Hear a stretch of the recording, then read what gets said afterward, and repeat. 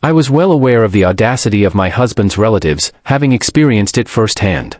When I first got married, it wasn't immediately evident, though apparently, they were sizing me up for the first few years. My mother-in-law didn't interfere with our family, didn't offer any unsolicited advice, and generally kept a low profile. She was busy with the personal life of her beloved daughter and couldn't care less about her son's family life. Tucker's sister was just about to get married following her brother, and my mother-in-law acted as if this wedding was the main project in her entire life.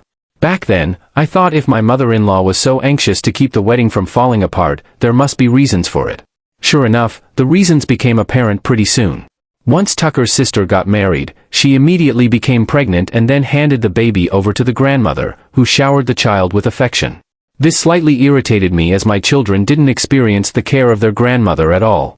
For some reason, her son's children didn't interest her much. Tucker and I managed our affairs ourselves without shifting the parental responsibilities onto anyone else. Of course, it wasn't easy. We were juggling home, work, children, and the summer house. Fatigue was our inevitable companion, but it was a pleasant fatigue. Late at night when we were together, we felt that another day and another year were not in vain. The children were growing up, and gradually things were getting easier in that regard. However, a new problem loomed on the horizon. Tucker's sister became a frequent visitor to our house. After she came to visit one day and noticed that we were living quite comfortably, she began paying regular visits, popping in unannounced at any time of day, and demanding increased attention to herself.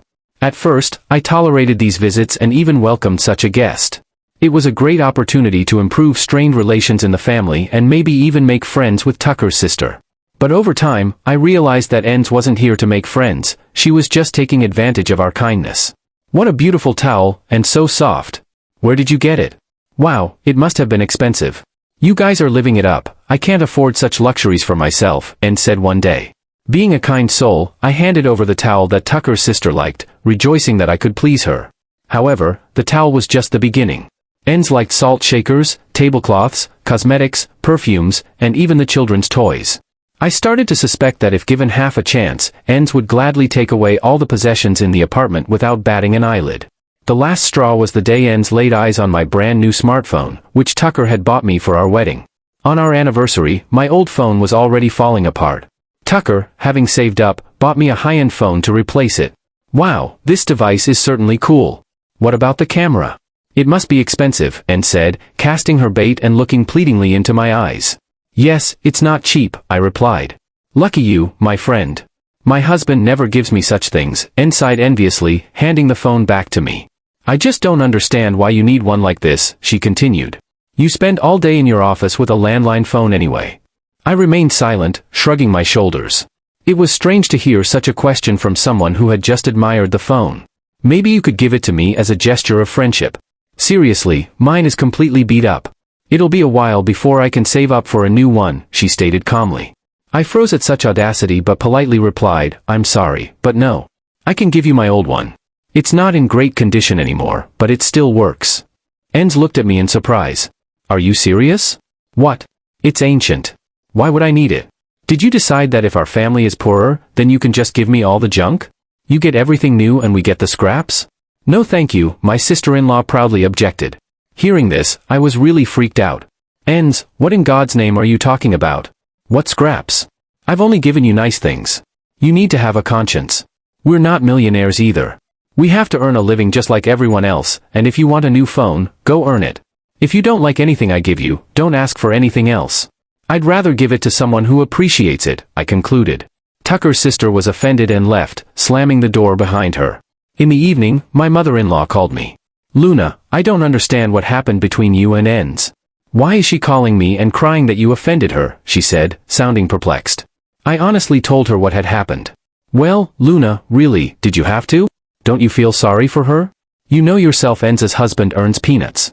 They're raising a child. You shouldn't be like that, she chided. She kept talking, and I listened, thinking that I could tell a lot about her beloved Enz, but no one would listen to me. You know, Mother, we work hard too. For a fact, we raise 2 children, your grandchildren, by the way, but we don't go begging to relatives, I replied, my voice firm. I hung up the phone and rubbed my eyes tiredly. My husband hugged me and kissed my forehead. Don't be upset. You did the right thing, he comforted me gently. It's just so frustrating. Why does everything have to be handed to her on a plate while we work like crazy and still get treated like we're bad, Tucker? Why does it have to be like this? I asked, frustration seeping into my voice. I don't know. I've long since accepted it. I just ignore it and advise you to do the same thing. I told you from the start it was a mistake to indulge her, he said, sounding resigned. Yeah, you said that. I don't deny it, but I was hoping to make friends with her, I admitted, sighing. People like Ens don't make friends just like that. Accept it and forget about it, he advised firmly. My birthday was just around the corner. Tucker and I had long agreed not to celebrate and not to invite guests. Instead, we would save the money, and when we collected enough, we would go as a family to the warm ocean. However, we did buy a cake just to have a little tea party. In the morning, I was awakened by a tender kiss. Happy birthday, darling, Tucker said, handing me a rose and bringing coffee to bed. With no plans in mind, I simply enjoyed my day off. We turned on a movie and settled back into bed. Nothing could possibly go wrong at the most interesting moment. The doorbell rang reluctantly. With a sigh, I disentangled myself from my husband's embrace and went to answer it. Standing at the doorstep were my mother-in-law and her daughter, Ins, with her husband and child in tow. Surprise, my mother-in-law exclaimed, pushing past me and entering the apartment. Oh, Madame Luna, sorry we didn't bring a gift, Ins' husband joked, affecting a French accent as he followed his wife and child inside. Stunned, I stared at the uninvited guests. I don't understand. Why isn't the table set yet? Guests have arrived and she's not ready. Luna, what's going on? Ins demanded, staring disapprovingly at me. Don't just stand there, set the table. We've just come back from a walk and we're starving, she added, her tone demanding. Sensing my rising anger, Tucker approached and hugged me from behind. We weren't planning to celebrate, he said, looking warningly at his sister, but she blatantly ignored him. How come you weren't planning to? Did you even ask us? We specifically didn't prepare food at home. Did we come here for nothing? She retorted, her voice dripping with entitlement. That did it. I silently left the room and rummaged around in the kitchen, still trying to process what was happening. My mother-in-law smiled smugly. Well, that's how it should have been from the start, she said. Mom, seriously, it's time for you to go. We wanted to relax on our day off, Tucker said, trying to sound reasonable. No way. We just got here and we haven't even had the cake yet, she protested. At that moment, I reappeared, my eyes flashing, my mouth pressed into a thin line, holding a cake and a stick of sausage. I dashed towards Ins and thrust the sausage into her hands. Here, take it. You never seem to get enough. Or is your husband not feeding you? Go ahead, have the whole stick. You can even have the skin. Don't deprive yourself of anything, I said angrily. Then I turned to my mother-in-law. You wanted some cake, didn't you?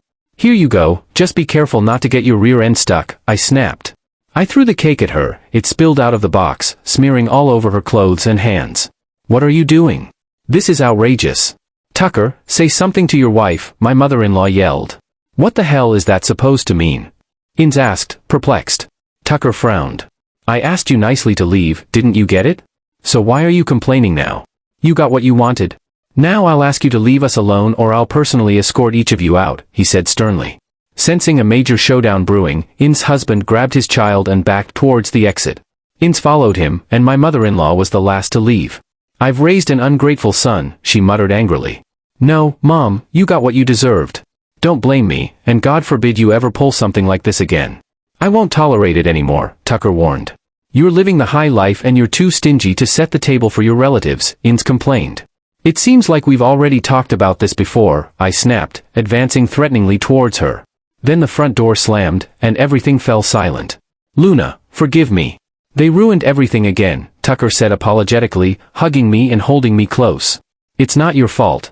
You don't choose your family, I replied softly. Too bad, Tucker chuckled. You should have seen yourself from the side at that moment. You were a real lioness. Come here, he said, smiling and pulling me against him.